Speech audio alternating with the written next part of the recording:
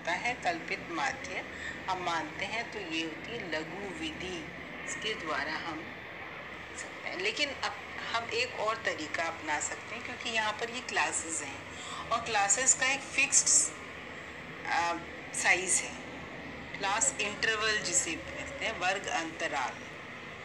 Class interval यहाँ पर है बराबर 10 के। इसे हम स्मॉल c से डिनोट करते हैं या कई बार i से भी डिनोट करते हैं। अलग अलग पुस्तकों में इसे c या i से वर्ग अंतराल को दर्शाया जा सकता है। तो हम अब एक और स्टेप डेविएशन मेथड का इस्तेमाल करेंगे। पद विचलन विधि या step deviation method. Step deviation method में हम जो d की वैल्यूज़ आती हैं उनको क्लास साइज से डिवाइड कर देते हैं। पद विचलन विधि अखंडित श्रेणी में समान वर्ग अंतराल वाले वर्गों की संख्या अधिक है तो पद विचलन कर लघु विधि गणना को और आसान बनाया जा सकता है। इसमें क्या करते हैं, मध्यांकों में से किसी एक को, जैसे हमने माना उनको कल्पित माध्य मान लिया। फिर दूसरा स्टेप क्या करेंगे, हम प्रत्येक मध्यांक को कल्पित माध्य में से घटाकर हम यहाँ पर डेविएशन निकाल लेते हैं। कितना डेविएशन आ रहा है ये निकाल लिया, x-25 करके। फिर उसके बाद में हम इसको प्रत्येक माध्यांक में से कल्पित माध्य को घटाकर प्राप्त विचलन यानी कि d को वर्गांतर मान यानी कि i से भाग देने पर प्राप्त भागफल पद d डैश कहलाता है, जो धनात्मक या ऋणात्मक मूल का हो सकता है। अब ये जो हमें प्राप्त हुआ था -20, -10, ये सब, इनको हम फर्दर और सिंप्लीफाई कर सकते हैं। How we can simplify it, कि हम इनकी क्लास साइज से डिवाइड कर दें, यानी कि 20 divided by 10, 10 divided by 10, 0 divided by 10 तो 0 ही रहेगा, 10 डिवाइडेड बाई 10 1 हो गया और 10 डिवाइडेड बाई 20 अगेन +2 हो गया। तो इन्हें अगर हम डिवाइड करते तो d डैश मिल जाता है, ये dx कहलाते हैं, तो dx डैश मिल जाएगा हमें डिवाइडेड बाई 10 करने पे। तो ये -2 हो गया, ये -1 हो गया। इस तरह से ये वैल्यूज़ आ जाती हैं हमारे पास।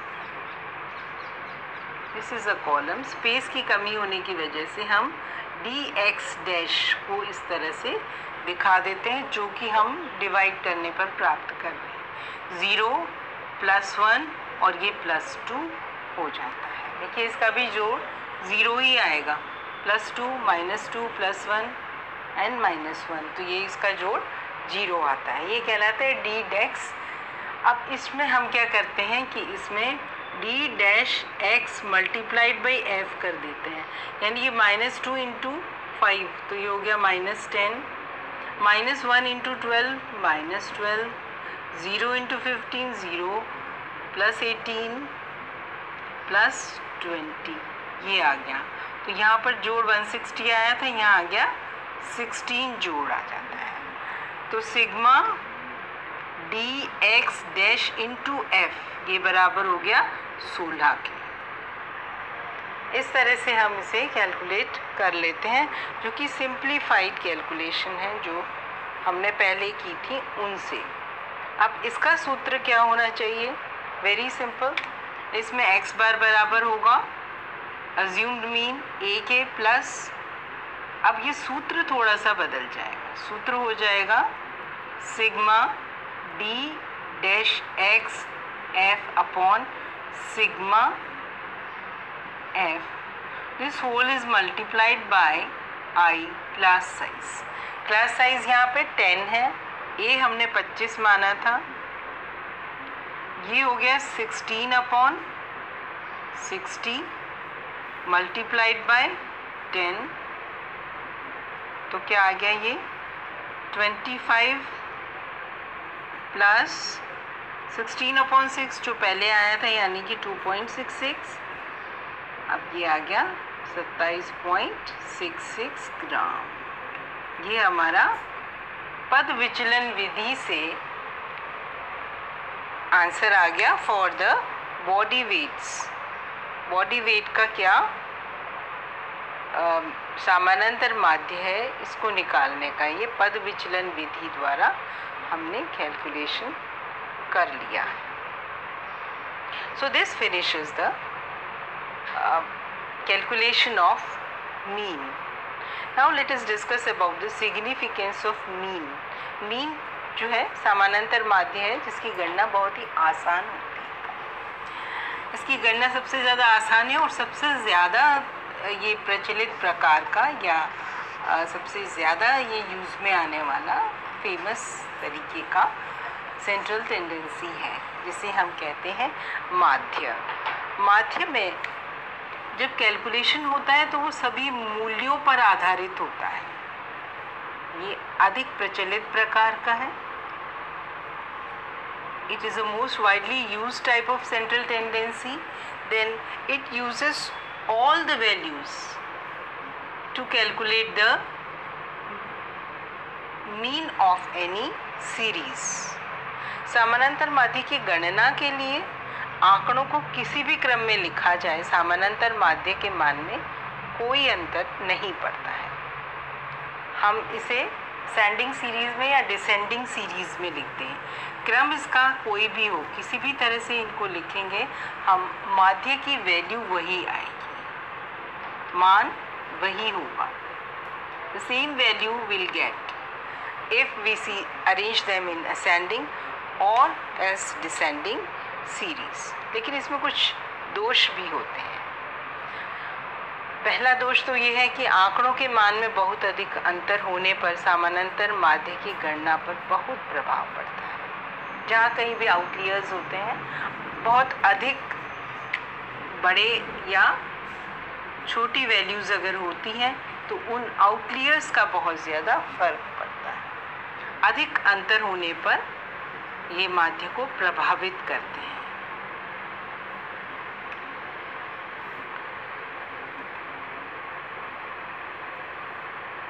तो ये प्रभावित हो जाता है। The outliers are going to affect the value of mean to a great extent. अधिकतर माध्य का मान ऐसा होता है जो श्रेणी में नहीं होता, अतः वह मान श्रेणी के मानों का प्रतिनिधित्व नहीं करता।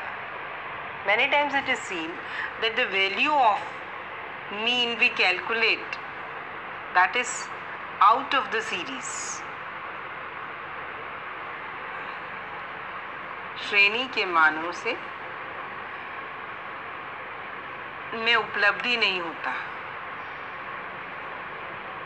ऐसी कोई वैल्यू हमारे पास निकल भी आती है कई बार। और तीसरा जो इसका दोष है वो ये है कि समानांतर माध्य की गणना के लिए सभी आंकड़ों का मान ज्ञात होना आवश्यक होता है, या फिर हमें कोई सा अगर आंकड़ा नहीं पता है तो हमें माध्य पता हो तो हम वो आंकड़ा पता कर सकते हैं। So we need to know all the values, सभी संख्याओं का मान।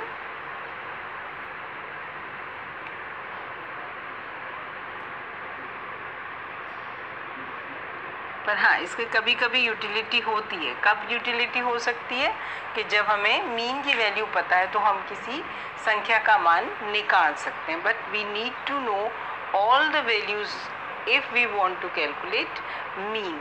तो इस तरह से अनेक दोष होने के बावजूद भी पर हम समानांतर माध्य को एक सरल तरीका सेंट्रल टेंडेंसी का या केंद्रीय प्रवृत्तियों का मानते हैं और इसका प्रयोग व्यावहारिक क्षेत्र में बहुत ज़्यादा किया जाता है।